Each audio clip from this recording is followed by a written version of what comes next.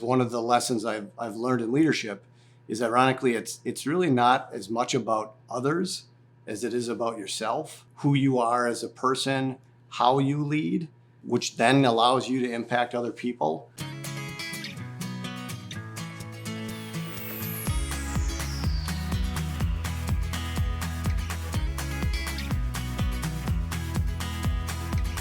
Welcome to the InitiativeOne Leadership Podcast, where we transform lives and impact people. I'm your host, Nighbor, as well as the VP of Strategic Partnerships with InitiativeOne.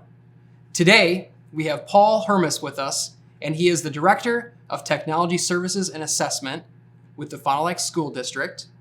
In a previous life, he was a building administrator for over 12 years. We're so excited to have you on here today, Paul. Thank you for being on the show. Glad to be here. We really appreciate that. So as we are talking a little bit about your history, you've known InitiativeOne for nearly a decade. So you've been consuming our information, going through our leadership processes. So excited to have you on here today. So tell us a little bit about the role that you're in today, Paul. Sure. So new position, started this year.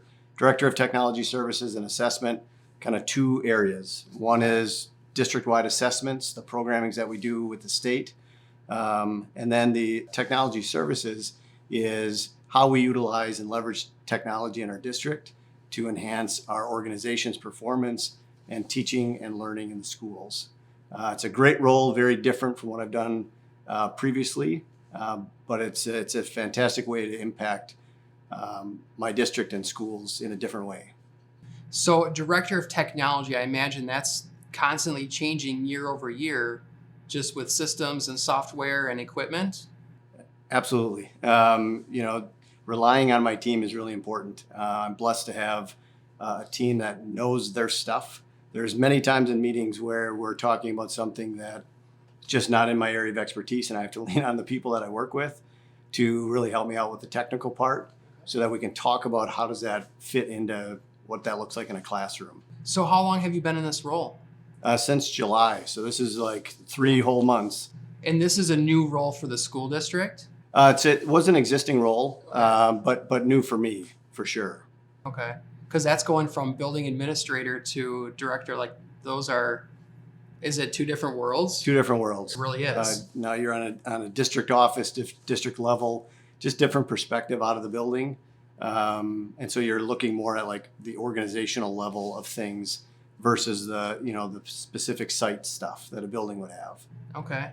And then over a decade as a building administrator. So tell me a little bit about your roles and responsibilities there. Sure. So 2 different places. Howard Swamico was at Bayview Middle School, and then the Appleton School District, I was at Appleton North.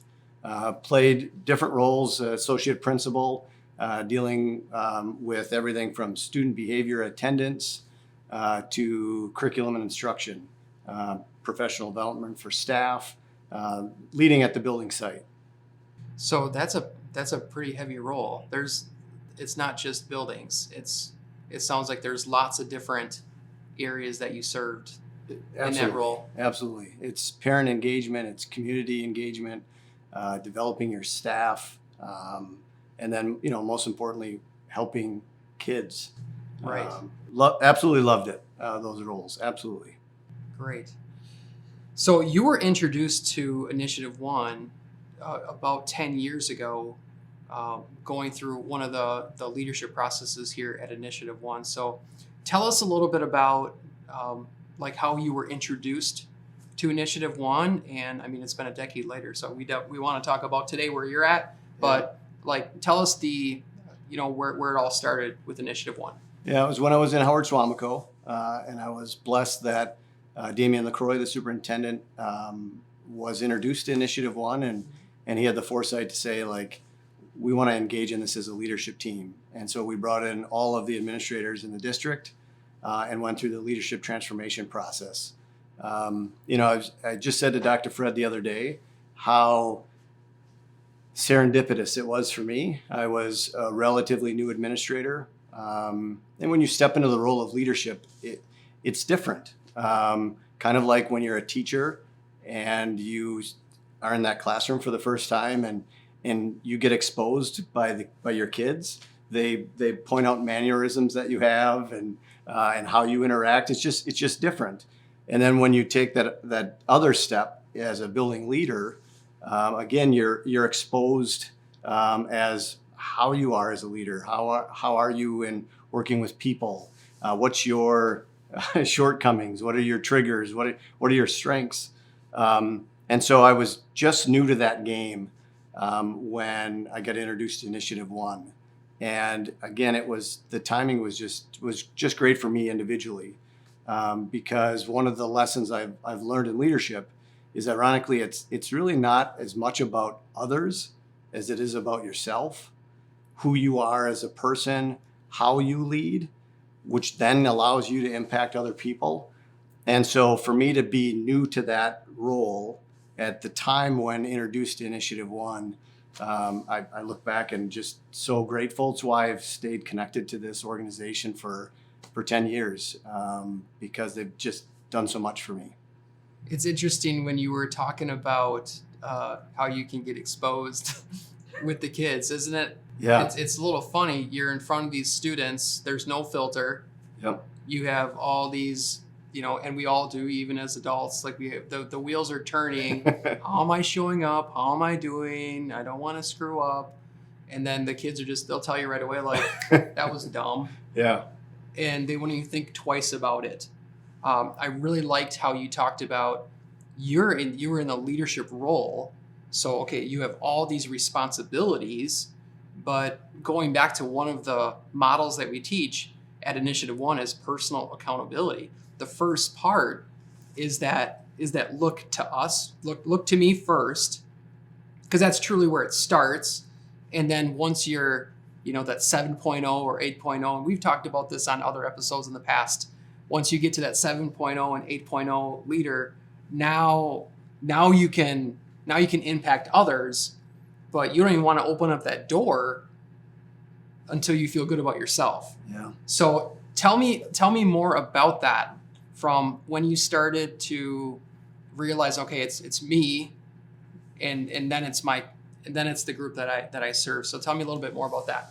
Yeah, it was just an epiphany when you get to that point and you understand that it isn't about them first, it's about you first. You think about, I'm going to go and lead others. I'm in a leadership position for others. And ultimately the goal, right, is to impact others and impact your organization. But it's you first. It's understanding who you are, what makes you tick, how your background has influenced the way in which you see the world, which will then, impact the way you lead in the world. And so that process was both scary, right, and humiliating, humbling at times, but so absolutely critical so that you can learn other people. You see how you see a problem and how others may see it differently, or what your default style isn't always everyone else's. And doesn't mean you have to change that necessarily, but just that awareness of, this is how I'm going to see a problem. This is how I'm going to respond to a situation. And then that awareness allows you to sort of either play to that when needed or back it off when it's also needed. And so it was just a great, again, timing for me to really develop the leadership style and culture that I wanted to have as a leader, but now had the means to know how to do it. Yes, increasing awareness. All right, like, how am I showing up? Yes, I want to show up as my best self. We all do. You had talked about, like, once you have it, now you can impact other people and help, not even maybe even through the InitiativeOne process, but seeing a leader, they might think it's all about the group, where it's really actually, no, it's you. Yeah. And that's, Dr. Fred would call that kind, Yeah. not nice, Well, and it's the cave analogy, right? Like they use early on in the process is, once you're out of the cave, you see things differently. Mm-hmm. And you can't go back into the cave after you've been exposed to the outside world. And that's awesome, I think. I think that's in like the first or second week Yeah. of the leadership transformation process. That's really cool. Thank you for sharing that. Leadership is messy, isn't it? And when we start going, like, looking at ourselves, it's not fun because sometimes we're embarrassed or we feel shame. But once you get over that, you're like, you know what? I've got some issues. Paul might have some issues too. Mm-hmm. And knowing like we all have that 2.7 thought process sometimes. Correct. And it's okay.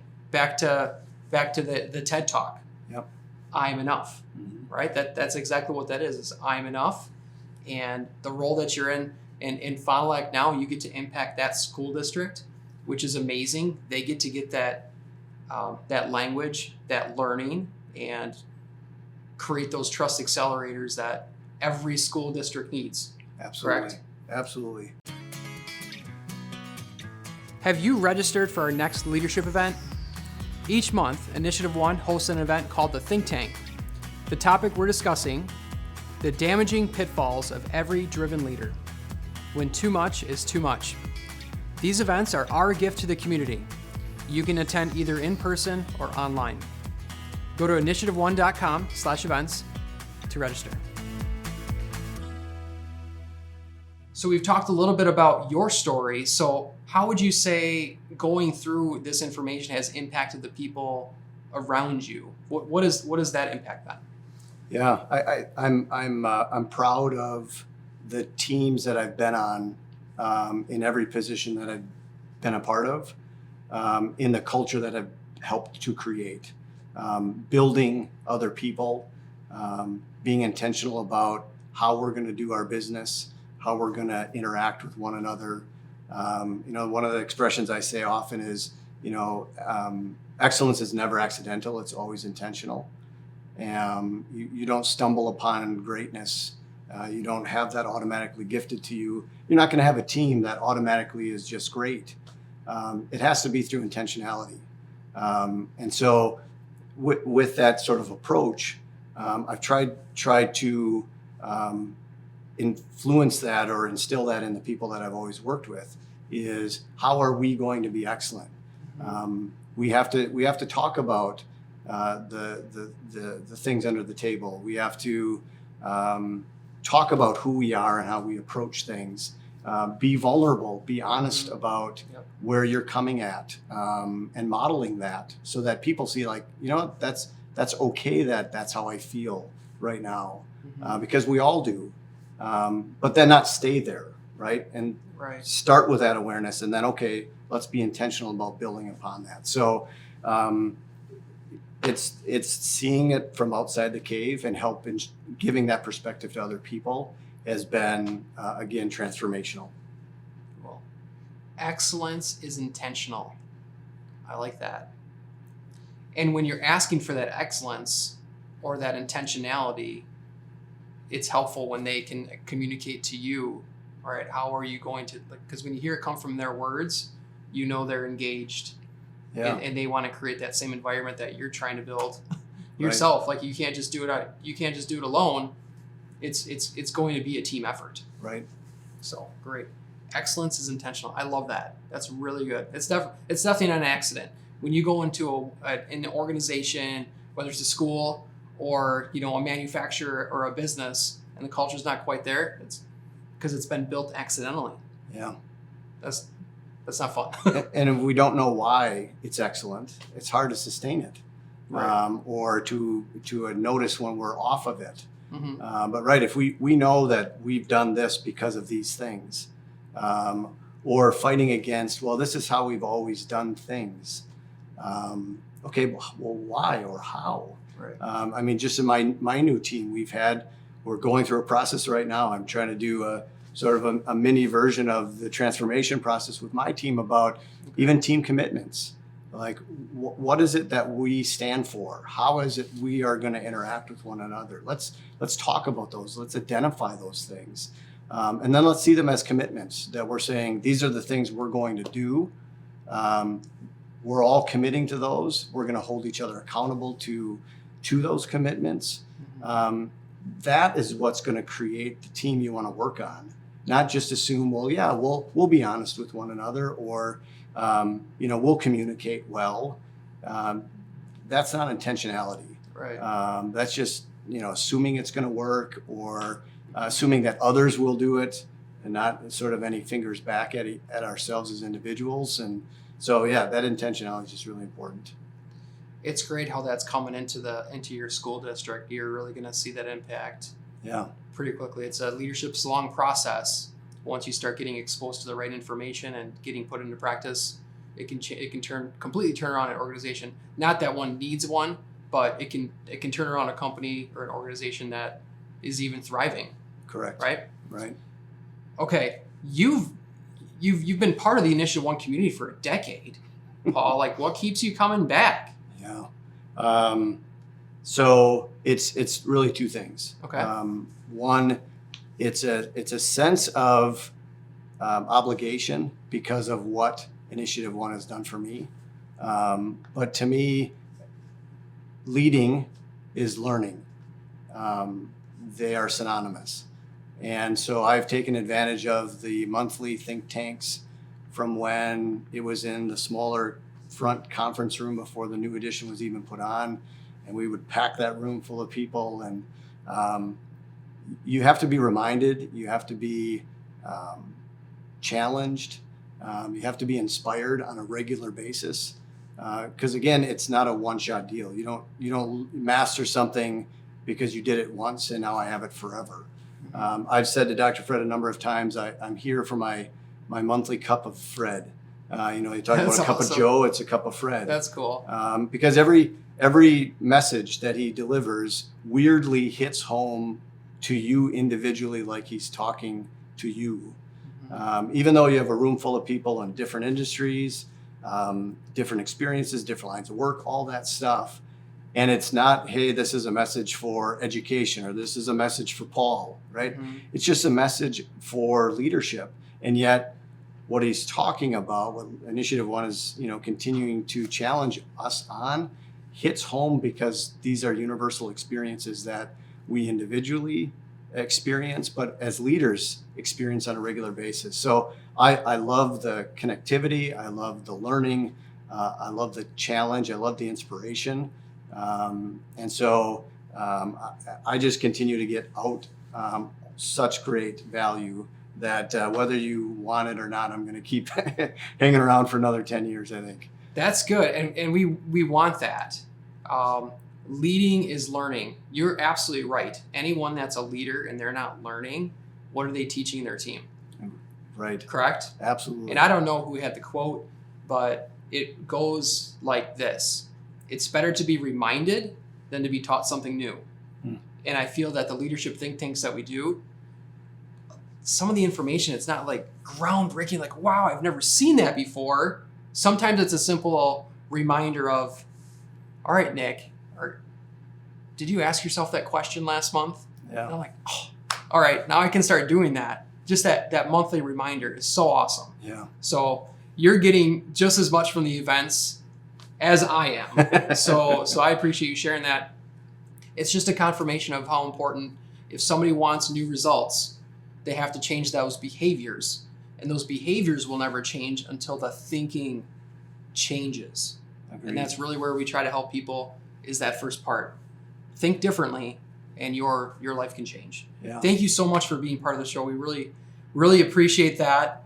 And if you're watching this or if you're listening to this, thank you so much for listening to this episode and hearing Paul's story. Our goal here at InitiativeOne is to impact thousands of people. And the best thing that we can do is get this message out to more people. So if you're seeing this on video or if you're listening to this on our podcast, share this with someone. Share this with a family member, a friend, a colleague. If you heard something in today's episode, you're like, wow, this would really ring true to someone, share this out with someone else. And if you haven't followed our social media channels, subscribe to our YouTube channel, follow us on our podcast, whatever podcast channel whatever podcast platform that you use. And we want to impact more and more lives. And the best way that we can do that is just by sharing this information with more people. Thank you so much for listening and watching, and we'll see you next time.